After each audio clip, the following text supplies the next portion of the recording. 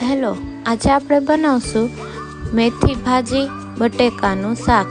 મોટી મેથી તો બધાય જોઈ જઈશે। આ જો સરસ નાની મેથી છે, તેને આપણે સારી રીતે 3-4 પાણીએ ધોઈ લેશું અને આવી રીતે કાઢી લેશું સુધારીને। પછી તેને ઝીણી ઝીણી આપણે સુધારી લેશું। ત્યારબાદ બટેકા પણ મેં અહીંયા સુધારેલા છે, તેને આપણે ચડાવી લેશું બટેકા અને કાઢી લેશું, ચડી જાય હળદર મીઠું નાખીને। જો ચડી ગયા છે, હવે તેને કાઢી લેશું। ત્યારબાદ થોડું જીરું નાખી, હિંગ નાખી અને લસણથી વઘાર કરીશું અને ભાજી નાખી તેને થોડી વાર ચડવા દઈશું।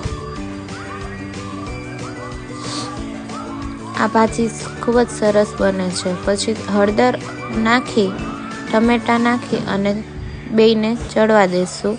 ત્યારબાદ ચડી જાય એટલે લાલ મરચું પાવડર, ધાણા જીરું પાવડર નાખી હલાવી લેશું, થોડી વાર રહેવા દેશું। પછી બટેકા જે આપણે ચડાવ્યા હતા અલગથી તે પણ નાખી દઈશું। રેડી છે આપણું મેથી ભાજી બટેકાનું શાક।